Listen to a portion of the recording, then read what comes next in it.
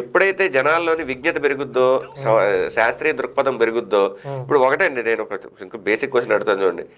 ఎవడైనా సరే, కొంచెం బుర్రనుడైనా సరే, ఎవడో యాపిల్ పండు తినడని చెప్పి మానవ జాతిని మొత్తాన్ని దేవుడు శపించేశాడంటే ఎట్లా నమ్ముతారు చెప్పండి? కామన్ సెన్స్ అది, దానికేం పెద్ద మేధస్ అవసరం. దేవుడా, నువ్వు దేవుడి గురించి మాట్లాడుతున్నావు, ఎవరి గురించి మాట్లాడుతున్నాను? దేవుడు అనుకున్నా పిచ్చోడా? ఎవడైనా అసలు ఇప్పుడు ఎవడో ఒకటి యాపిల్ పండు తినడని చెప్పి మహా అయితే ఏదో యాపిల్ పండు తినవా అని చెప్పి బుర్ర మీద ఒకటి కొడతాడు అంతే. తప్పించి నువ్వు యాపిల్ పండు తినవని చెప్పి మానవజాతి మొత్తాన్ని నువ్వు కోట్ల సంవత్సరాల పాటు నువ్వు వెళ్ళిపోయి నరకంలో పడిపోతాను శపించేస్తాడా? దేవుడు అంత పిచ్చోడా? ఏ స్థాయికి దిగజారుస్తున్నాం మనం దేవుడిని? అంటే ఇప్పుడు దేవుడు వాళ్ళ మీద పరువు నష్టం దావచ్చా?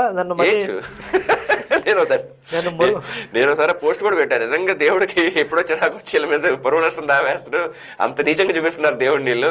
లేకపోతే దేవుడేమో బాంబులు పెట్టి పెళ్లి చేసుకుంటే 72 మంది కన్యలను ఇస్తాడా? దేవుడి గురించి అసలు మాట్లాడుతుంది మీరు? ఒక మనిషి అట్లా చేయడే. సో ఆబ్వియస్ గా నీ